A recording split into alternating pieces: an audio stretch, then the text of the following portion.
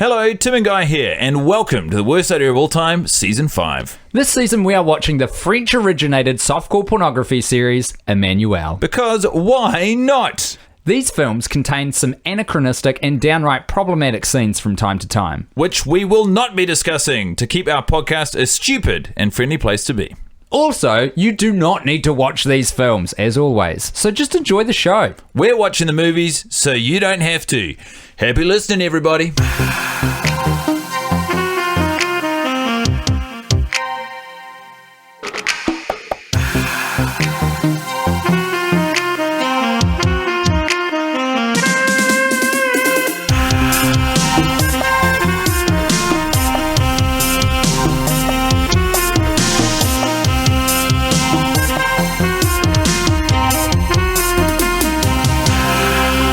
Yo, listen up. Here's the story about a little guy that lives in a blue world. And all day and all night and everything he sees is just blue. Like him. Inside and outside. Blew his house with a blue little window and a blue Corvette, and everything is blue for him and himself and everybody around, 'cause he ain't got nobody to listen. Hello and welcome along. I didn't think I'd enjoy that, but I actually really did. To the third installment in the Emmanuelle series. We've just watched a 1977 French softcore erotica movie directed by François Letellier called Goodbye, Emmanuelle. Emmanuelle, Emmanuelle, Emmanuelle. Goodbye, Emmanuelle, Emmanuelle. Emmanuelle, goodbye. Serge Gainsbourg. Yeah, it's they very proudly claim that he scores the film. It seems in to me the credits, which are in French, he's the third name on there. He provided one song that they used. Also, like somehow both liberally and sparingly. Yeah, that's true. Here's the search: the movie's an hour 40. And there's very sparse soundtracking, but whenever the soundtracking is on, it's just like a different part of one 4-minute song that he made for the movie. This movie starts with a bang. Lol. Nice. It does not start with a bang. In fact, one thing I would say for this entry into the softcore library of Emmanuelle films is this film is not really... So it's not really a porno at all. It's not a porno. This is a relationship drama. Yeah, it is. This is literally the fallout of the first two movies. It's a relationship drama where sometimes you see nipples. Yeah. And that's it. You see Jean, you see Emmanuelle's husband Jean, you see his scrotum. Oh, yeah, barely. No, the eagle-eyed amongst us, they saw that. Yeah. I didn't see any shaft, though. Nah, you'll never see shaft. Pretty much, we left Emmanuelle and Jean in Hong Kong previously, and I suppose things were okay. Things were looking up. We had discovered the pleasures of a woman. What was the subtitle? Something like that. Yeah. Something of a woman. The joys. Joys of a woman. So the first movie's all about Emmanuelle's initial steps of sexual liberation. Thank you so much. And then the second film is, I guess, about her discovering her bisexuality. She's bisexual in the first one. I think it's more like a celebration. The first one, chance to discovery. The second one is a celebration. Jean remains her husband through all three of these films. But like the Bond franchise, sometimes they change the actor. Yes. And I reckon the occupation. Because in this one, someone goes, your husband Jean, is he a public servant? And I'm like, me, Tim, I'm like, yeah, he's a fucking diplomat for the French government. Because he is. And then Emmanuelle says no. And I was like, what? And then she says, he's an architect. And I was like, what? He is an architect. He's not an architect in the other movies. He's an architect of... He is an architect of diplomacy. He's an architect of threesomes. That's what he is. Here's a guy who loves to fuck, and more specifically, he doesn't abide the concept of jealousy. Sorry, my dog has joined the chat. Yeah. He just knocked the microphone out of the way to make room for himself. Well, so long as Rufus is here, we might as well dip into a very early boner patrol. Rufus. Yo. This, It's cool that he knows his name, eh? yeah. Rufus, did you become aroused at any point in this film by any of the humans or sparingly shot animals? No, he's gone all shy. Typical. Nor did I. To be honest, this movie had a handful of sex scenes in it, and I could have used less. Really? Yeah. Because at one point in the film, you said there's not enough sex in this movie. No. I said there were these scenes where they were building up to what was obviously about to be a sex scene, and I'd say I would happily take the cut now. Yeah. Trust that these people have sex. Right, and then do some other stuff. Well, you just know it's an hour 40, and it's... Hey, this movie sucks. Yeah. It's in a beautiful location. It was shit, though. It was boring, and it was badly shot and terribly edited. And thank God Serge Gainsbourg was there, so I could just spend a lot of time hoping that they'd bring the soundtrack back. Filmed in Seychelles, off the east coast of Africa. These beautiful... Now, why was the Seychelles in the news recently? I think maybe... Is it a tax haven or something? It was in the news for some reason. Really? But neither Guy nor I knew where the Seychelles were, and it turns out it's sort of just above Madagascar. Do you say archipelago? Yep. Yeah. When I nail it, which is not often. It's an archipelago of 115 islands in the Indian Ocean off East Africa. It's home to numerous beaches, coral reefs, and nature reserves, as well as rare animals such as the giant Aldabra tortoises. And we saw them. We got treated to these beautiful big old tortoises. Only ever so briefly. They were so cool. We got told that they were 100 years old and that they would lay eggs and bury them in the sand. And I was like, cool, I learned something. I didn't know that turtles buried their eggs in the sand. Didn't you? There's a book by Linley Dodd about a turtle who's trying to get to the sea, and it starts all the other ones have hatched and they've crawled out of the sand. And from that book, I knew, although I am now conflating turtles and tortoises, so who's to fucking say? Yeah, there was also they're different. They're different my things. personal highlight of the film. Pretty much, here's the basic plot. Here it comes, everybody. Look out. Guy's going to synopsize for you. Goodbye, Emmanuelle. Emmanuelle is seemingly enjoying the freedom afforded to the open relationship she has with Jean in their marriage. They're bouncing around, having sex with different people, talking about them, sort of teeing up sexual encounters with other people. For themselves and each other. Everything seems to be good, although you do get this sort of feeling that some of this is ringing hollow, or it's not as cool. It's not as satisfying or cool as you might imagine. And Emmanuelle eventually, Jean, who seems to get as much out of these sexual dalliances as Emmanuelle does, sort of keeps teeing up these beautiful European tourists for Emmanuelle to have sex with. And Emmanuelle goes and takes a Swedish man down to what's meant to be like a plot of land where he might want to build a house, but instead they just nip down to the rocks that border the ocean, and they start getting to. And then there's this ship going by, and there's this really handsome guy holding up a film camera, and you see through the lens of the camera, he's trained in on Emmanuelle and the Swede, who are about to go hammer and tongs, and Emmanuelle stares at him, and through the lens he stares back, and you're like, wow, this is eroticism. There's some sort of voyeuristic, something's afoot here. And anyway, she goes home, she tells Jean, she says, I banged the Swede, but I tell you who really got me going was this fucking guy with a camera. This fucking and guy. They're having sex, and Jean's like, keep thinking of the guy with the camera. And Emmanuelle's like, yeah. And then she goes, finds the guy with the camera. That was actually exactly how she sounds as well. It's freaky, man. They go, yeah. They bang. They have a terse conversation afterwards. Emmanuelle, think of the man with the camera. Yeah, that's right. She does my voice. And then they do that. They have a little falling out, and pretty much she can't get this guy out of her head the whole time. And this represents a shift in the relationship dynamic between Jean and Emmanuelle. Previously, they'd have these relationships. Both of them would be open-minded and cool with it. And they sort of exist in this not amoral, but just this emotionally free state where they don't seem to become invested, or like they maintain a pretty healthy open relationship.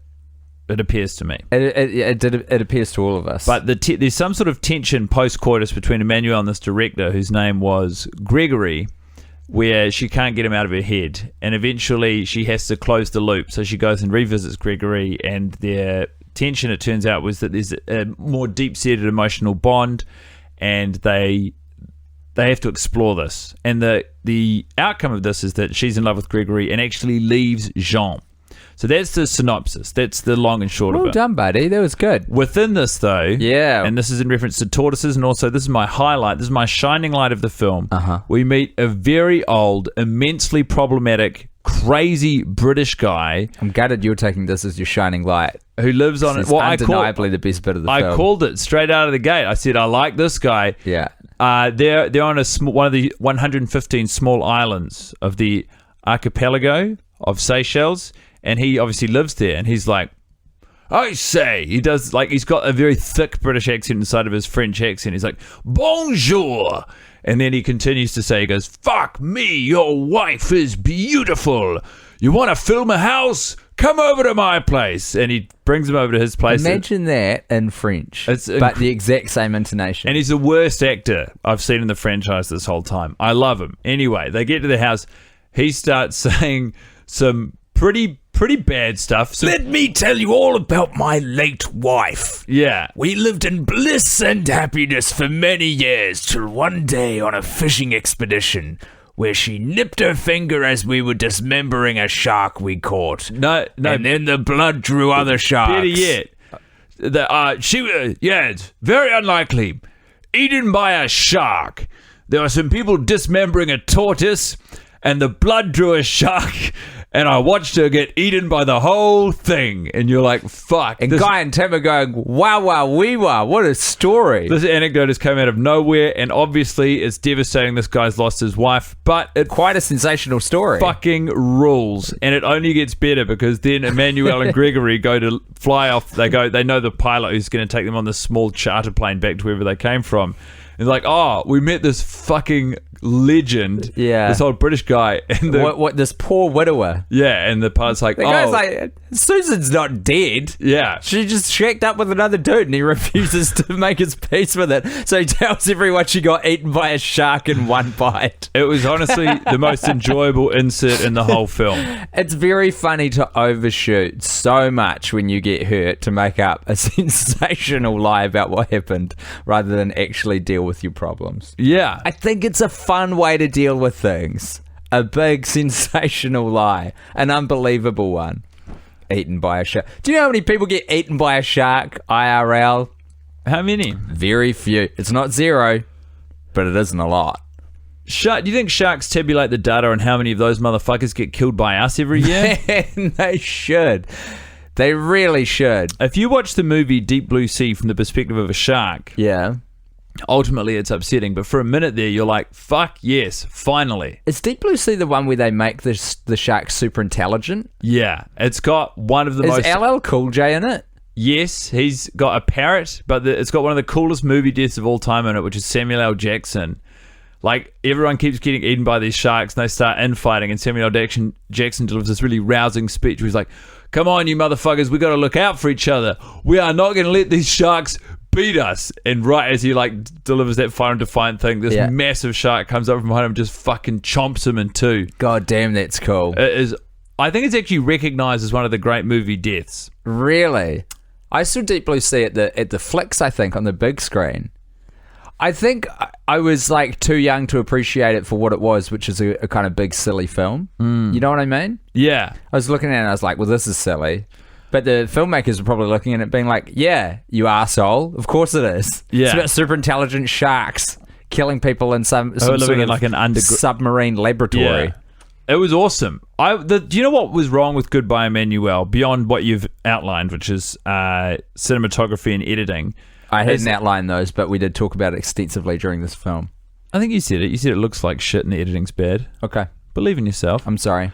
It's like it's set in reality. It's grounded in reality. The first two movies, it's like these beautiful European layabouts, these diplomats who go to these foreign embassies and just fuck one another to their heart's content. And then in this one, it's like, hey, what would happen if there was an emotional fallout from all of these open-minded people having sex with each other? And instead of concentrating on the sex they have with each other, we just follow the emotional journey of a husband and wife in peril. And that's exactly what happens. I paid to go to the cinema for this. An hour and 40, yeah. This is very close to my actual life. How am I meant to jerk off to these micro tensions? It's an exploration of jealousy in particular in this movie, which is, I can tell you now, the wrong way to go with a softcore porno. Yeah. And it's not very arousing to be like, God damn it, there are consequences to actions. Yeah. This the thing, eh? This is supposed to be all about like fantasy and escapism, which is why I can't wait for us to get out of planet Earth with this franchise. I know. Well, this was intended to be the third.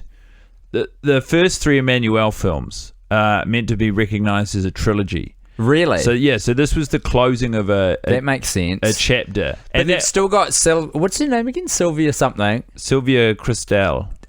She does 7 of them, I understand. I'm not 100%. I wouldn't be surprised if she did not appear in the next Emmanuelle film. If we moved on to a different Emmanuelle, and then I can't remember, but I think she reappears. But I think that this chapter of the Emmanuelle franchise is done. They really ended with a turd. Whimper. Because the first two, like, for what they are... You didn't give me your Boner Patrol, by the way. Boner Patrol, it's a 0 from Tim. Were you, in this film. What was the most titillating scene? Probably the bit where they are copulating on a beach. Shouldn't say copulating. You can say copulating. It's kind of not what it is, though, is it? Copulating to me suggests it's so scientific that it suggests there would be babies as a result. Maybe there is. To copulate. Yeah, I didn't find that scene super erotic. I found it very beautiful. This is when beautiful and tender. Emmanuelle is having sex on a beach with Gregory after she's chased him down. Gregory. They don't say Gregory like that, by the way. Gregory. They say Gregory. Emmanuelle bursts in the door and says, "Gregory, let's have sex on the beach." And he says, "All right, governor." Nah, that's the older dude. Oh, you're right. Copulation is very scientific. In zoology, copulation is animal sexual behavior in which a male introduces sperm to the female's body, especially directly into her reproductive tract. Jesus. Yeah.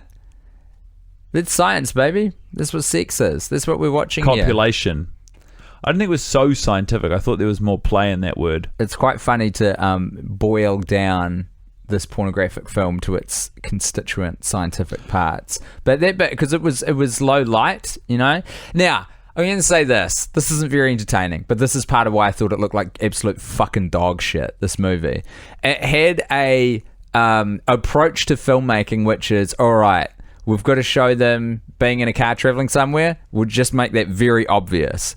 And they do things like, for the shutterbugs among the listenership, they have like a quite closed off aperture, it seems to me. So everything in the foreground and the background is all in focus. There's no separation of subject and background.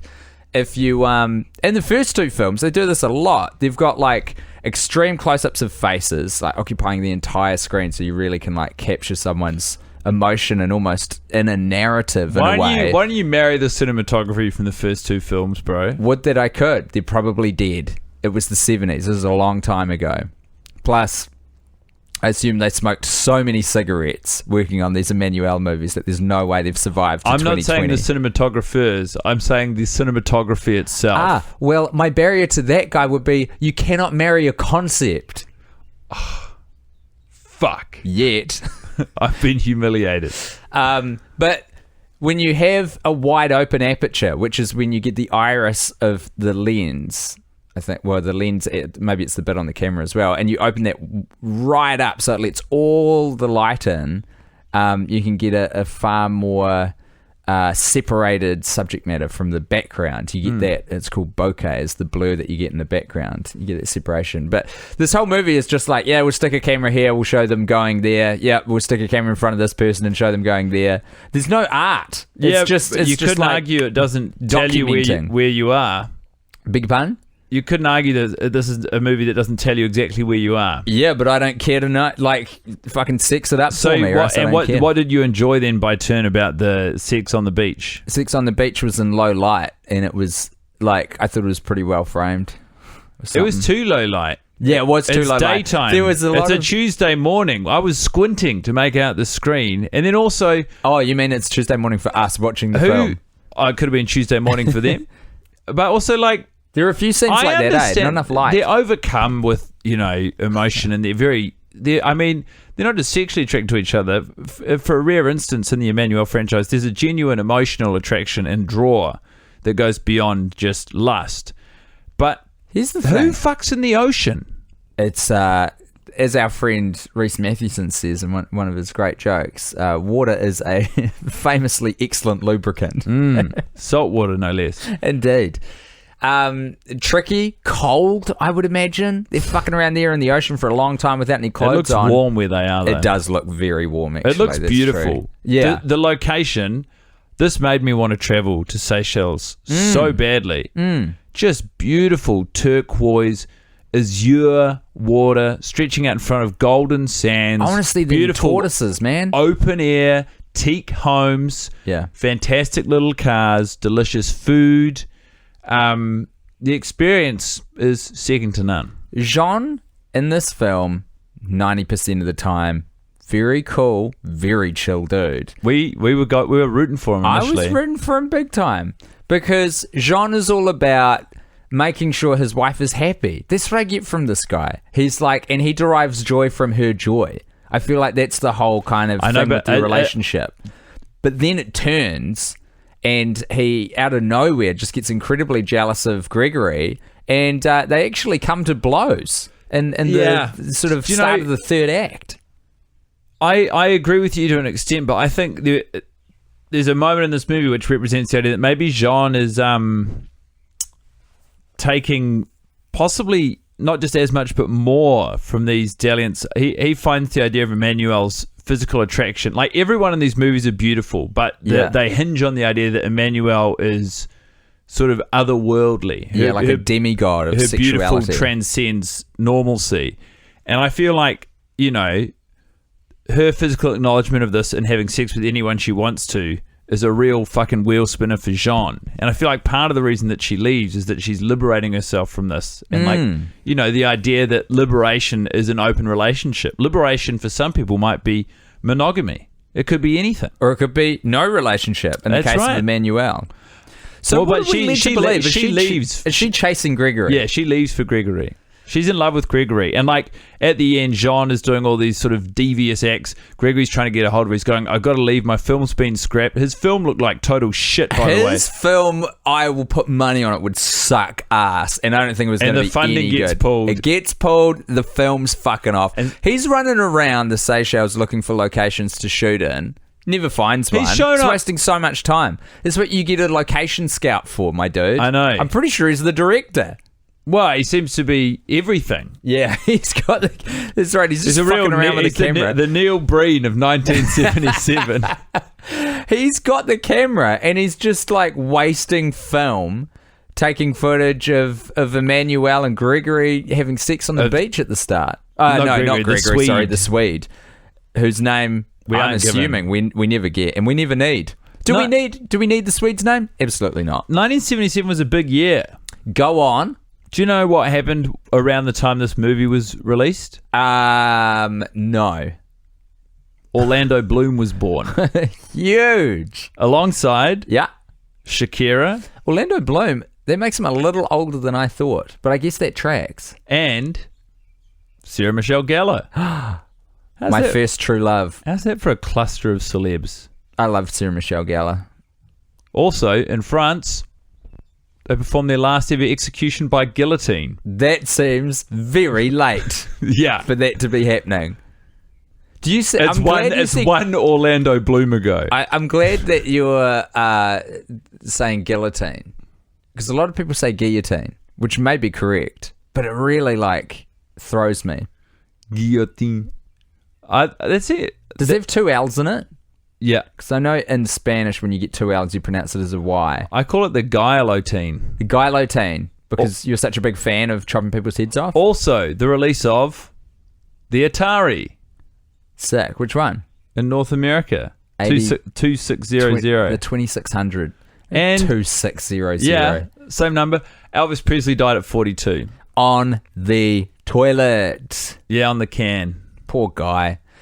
Elvis got so fucking boned. Do you know he had to constantly be touring in America because he should have been touring internationally, but his manager, who was an asshole, had some thing with his passport where he couldn't go overseas, so he just stopped Elvis from internationally touring and kept him doing those residencies that's horrible. in Vegas. This is rife in the entertainment industry. I actually got quite deep into a hashtag Free Britney let's internet talk hole about recently. it. So Britney Spears, it seems to me that her entire entertainment enterprise is controlled by her father. Well, yeah, because he's got the conservatorship, right? Yeah, and he she's obviously had mental health battles, but is of sound enough mind that she can take control for her life. But he continues to push the narrative that she is not of sound mind, so that every single decision she makes within her life has to be signed off by him, which is why all of her videos take place in her home. I mean, I don't know how. I've only read It seems legit, though. I tell you what, the Free Britney movement seems legit. Absolutely. I'm really worried about Britney. As well you should be. We've been worried about Britney for a long time. It's a tragic life of Britney Spears, really. It seems very sad to me. You and I were at a fucking awesome party, little get-together at, randomly, a place I used to live. So Guy and I went to the Beths. Great local band. Yeah. And then afterwards, we went to a friend's house, and I'd never been to their house before, and I was waiting for someone because they were waiting for an Uber, so I was making sure they got in there. And I got the guy to text me the address. He texted me the address. It was my old flat, randomly. Such a beautiful home. We went there, and we played a karaoke game, and one of the friends did the Britney Spears song Lucky. And goddamn, it made me think a lot about Britney's life. Yeah. She's transmitting her pain into those lyrics, direct from her heart to my ears. And I felt very sad thinking about Britney Spears. The game is called Callum's Favourite Game, and it is great fun. It's truly sensational. You put on full a pair credit. This game was conceived of by Callum Devlin. That's right. Who is a legend, responsible for multiple fantastic music videos, and also this game, and also Loud Cooking, which is a segment on my live streaming web show, Happening, which is on hiatus. Anyway, Callum Devlin, I was trying to find his Twitter handle while he said all of that, but I can't. Sports Team Sports. Sports Team Sports. Well, that's their, where they make music videos. It's like their production company. Well, this is all to say that the game is, you've got noise-cancelling headphones. It was so full on. It was about 3 a.m. It was late. Everyone was winding down. He said, it's time to play Callum's favourite game. And everyone said no. And he said, okay, here's what happens. You put on headphones and everyone sits and watches you while you perform karaoke to a song only you can hear. And everyone said, that sounds really full on. And then Callum's partner, Annabelle, while dragging chairs across the lounge, said, yep, it's really full on and everyone's bad at it. And then Callum turned the lights off, put on a bossa nova track, danced while performing a light show for 3 minutes, and then sang, what was the song? I can't remember. Neither can I. I don't know. It doesn't matter, though. It was a sensational experience, and it was one of those things that you need the perfect number of people for, and as long as everyone really throws themselves into it, you just have a rollicking good time. It was a sensation. A great game. Truly a great game. Do you reckon Emmanuelle and Jean and Gregory could have worked this out if they had played Callum's favourite game? I reckon they could have. I don't think they could have. I reckon that would have been the bridge over these troubled waters. Truly. I think the right outcome was reached. I think Jean has a lot of soul searching to do. He presented as a cool, relaxed, confident guy, but literally as soon as anything fell outside of his comfort zone, he wigged out. He presented this really, it's sort of quite this really open-minded, like, I'm okay as long as, they would keep saying, as long as they're happy, I'm happy. Yeah. But that did not turn out to be the case. No, it wasn't. I mean, and ultimately, is that a huge surprise? Everyone's got their own life to live. A relationship is... What is a relationship, Tim? It's two people or more. But That's it. what are you giving in a relationship? Not you specifically, but the concept of a relationship. What do you give to form a healthy relationship? Love. That's it? Yeah, I think so. Well, there's so many different kinds of relationship. It's too broad a question. You could have a relationship like Emmanuelle and Jean, where it's a kind of love. They even say that at the end of the movie. They were like, what do they say? They're kind of like Jean is taken off guard by the fact that he is jealous of this blossoming relationship. He is caught by surprise with Gregory, and he says, "I thought we were past this kind of love in our relationship." And he also said, "What if this happens now, it undermines the value of everything that's come before." Is that? Oh, I missed that bit. Words to that effect. A lot of subtitles. We embarked on the film initially. We had options this time, which was kind of nice. The first film we watched with subtitles in the original French. The second film we watched without subtitles in the original nor dubbed. French. Yeah. So just the original French with no understanding of French. This third film we started watching dubbed in English. Not for me. No good. No, dubs are bad. Dubs are horrible, eh? And the good thing about subs over dubs till I die, they force you to pay attention to the film. Because you got to be reading to be engaged. And what do you need to do to read? You need to look at the screen. You cannot look away. What do you think of this decision of this season of the podcast where we're doing a new movie each time and that movie happens to be in this film franchise? I don't know. I think we've made a huge mistake, and I look forward to living with it. Yeah, that's usually the case with this thing, isn't it? What do you think let's try and make a guess for what happens next for Emmanuelle.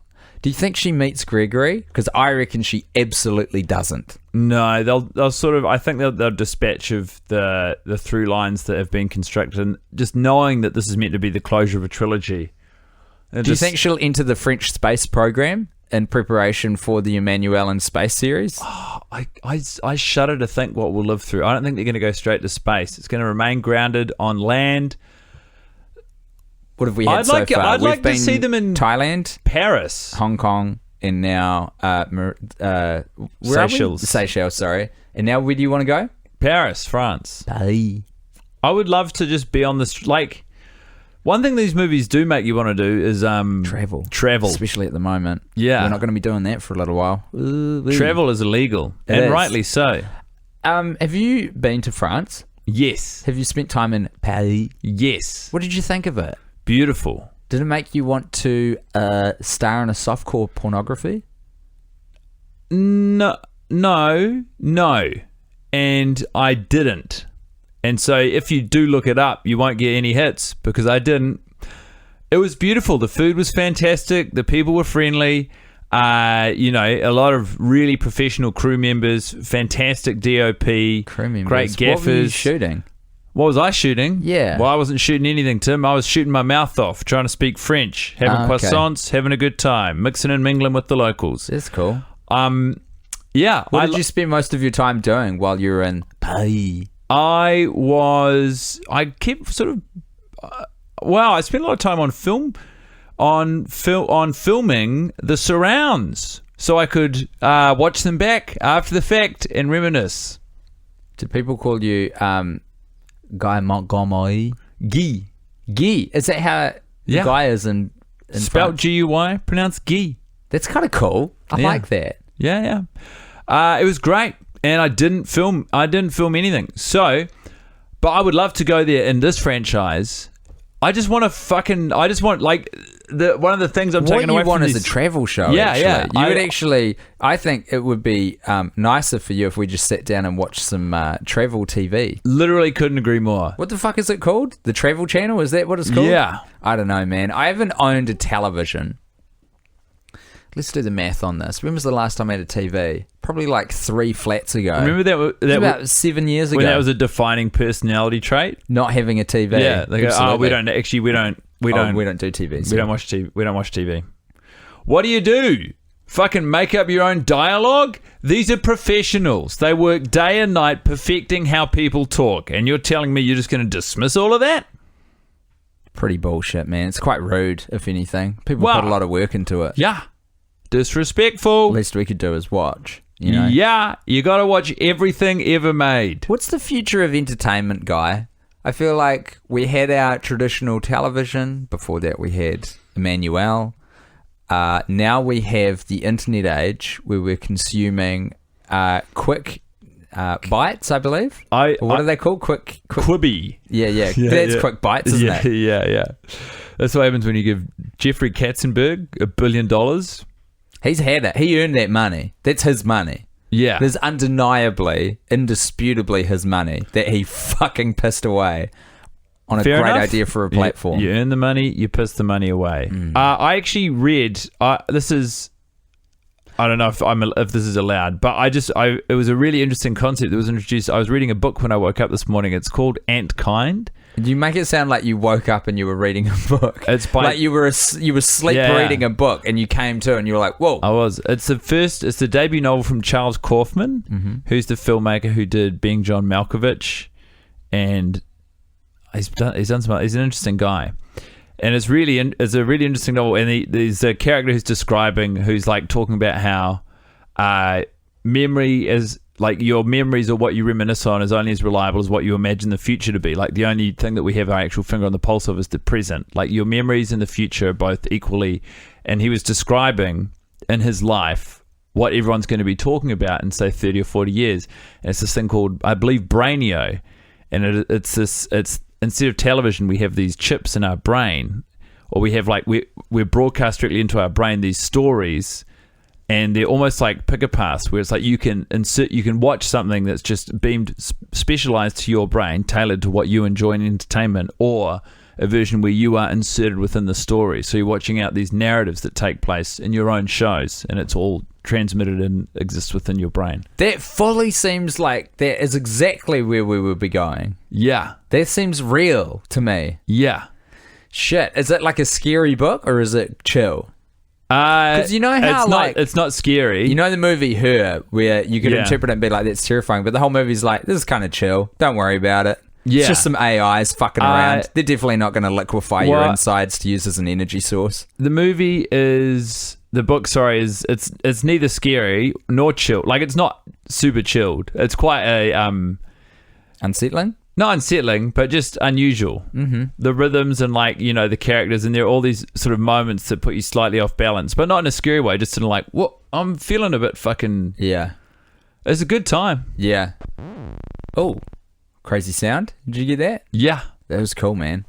Now the soundboard's on board.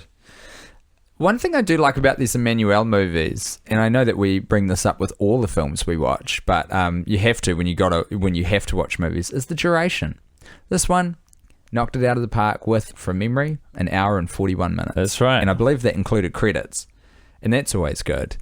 The one thing that I will grab as my shining light, because you grabbed the old man who made up a story about his wife being eaten by a shark, is undeniably the soundtrack. It kicked so much ass. It was so good. The soundtrack, which was just really one soundtrack. Also, the font choice, that the credits, the opening and closing credits use the same font, the same color. It's this beautiful pink, and it's quite an of its time font. It's very 70s. Hippie as, man. It's real happening. I feel like this movie represents, I don't know, like the late 70s is probably hippiedom is on the wane, the height of free love. And so this movie almost represents the idea that there is an expiry date on everything, and that maybe free love is not the way forward.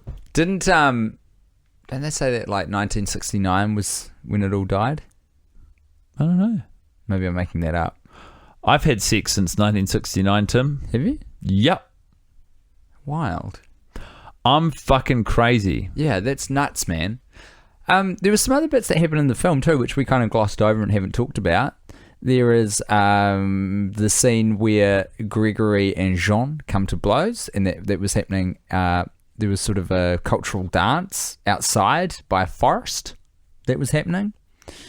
What else we got?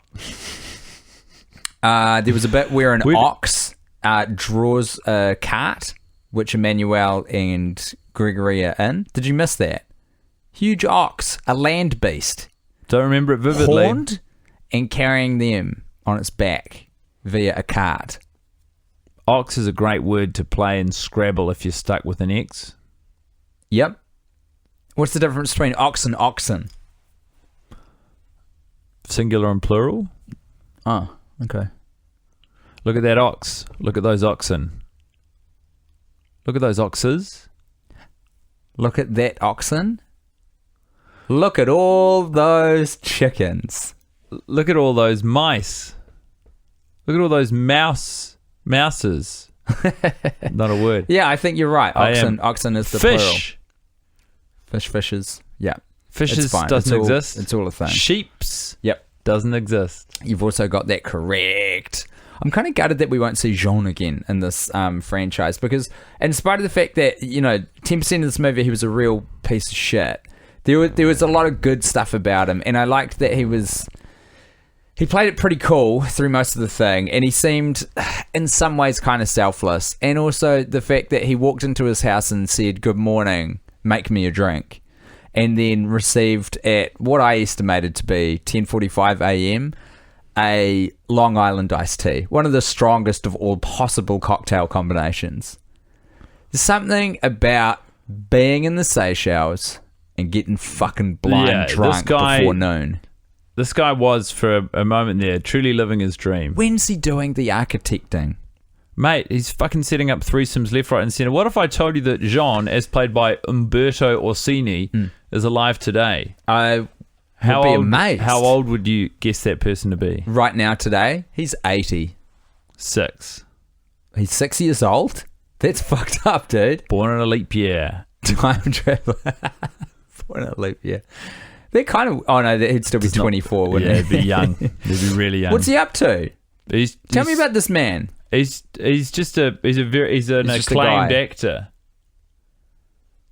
He was nominated in 2008. He was nominated to David Di Donatello for Best Supporting Actor for his role in Il Mattino all'ora in Bocca. In 1969, he was awarded with the Nastro d'Argentino for Best Supporting Actor for his performance in Visconti's The Damned. He was actually in the throes of a very successful film career by the time he got into Emmanuelle. Huh. Do you think are the French just a lot cooler than the Americans? Because that's the other big cinematic kind of, house that we've got to compare to. Do you think the French are just a lot cooler? Or do you think that first Emmanuelle movie really was quite a risky maneuver for all involved? I think it was risky. I think both. Both are true. I think the French are cooler. I think it was probably still quite a risky thing. First one to embrace its X rating and say, you're right. We're not going to hide it. Yeah. That's exactly what we're making. We're hiding the penis, but not the X rating. Over 2 million people are going to come down to the cinema and they're going to fucking love it. Yeah. 2.2 million ticket buyers. Just in France. Blows my mind, man. Get your hand off it, France. Put your hand back on it, France. You do you. Just don't get jealous when someone else also puts their... I don't know what the equivalent... I'm trying to link it to the film, you see, guy. Don't overthink it. This movie, from me, gets a 4 out of 10. Rescued a lot... Like, it would be probably a 2. Rescued quite a... Well, nah, you know what? I'm going to give it a 5. This is important to me. It's getting a 5 out of 10. Killer soundtrack that we very rarely hear. The acting, and I'm thinking back to what you've said previously, a little bit hard to discern when people are speaking in a language you don't understand, which is the case here. Aye. So I'm going to give them some benefit of the doubt, but not the whole way. 5 out of 10 for the film. That's compared to way higher ratings, which I think I gave out of 5 for the previous 2. Yeah. So not only is the score changed, the very metric itself is different. Yeah. I wouldn't watch this movie. I have. Yeah, you did. But I wouldn't. Yeah. You wouldn't do it again? That's my review. The fucking fabulous thing about this is things might get better this season. We just don't know. Or worse. Hopefully hornier. Yeah. I will not rest until... I want to sit down with my friend Guy and watch a goddamn horny porno. Is there so much to ask? A horno. El Horno. Terrible. You got anything else to add before we close this off? Fuck no. It's really warm in this room, eh? I think it's taken the wind out of our sails slightly. I think we've done a good job. Let's see if I've got any other news for you from 1977. Oh, that seems apropos. Star Wars premieres. Cool, man. Yeah. Jimmy Carter takes over as President of the United States. Sick. You know what he did? Grants a pardon to American draft dodgers of the Vietnam War. That's pretty cool. Also, Warns that Americans need to make profound changes in their oil consumption. he did do that. And symbolically put solar panels on the White House roof. Well, not symbolically, like they functioned. They were working. They were just very inefficient. But then, do you know who took them down? Reagan. What a piece of shit. This guy's awesome. Carter. Yeah. Yeah, dude. He got boned by the Iran hostage crisis, I think. I think that's what happened. I don't know.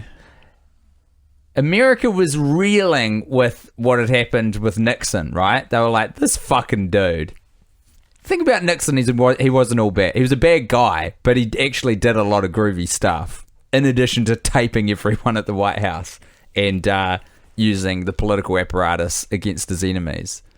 But when the American public was exposed to the treachery, the depths of depravity that this man was capable of and enacting, they were like, we need a good dude. So they found this fucking peanut farmer, Methodist, and they were like, this guy is our guy.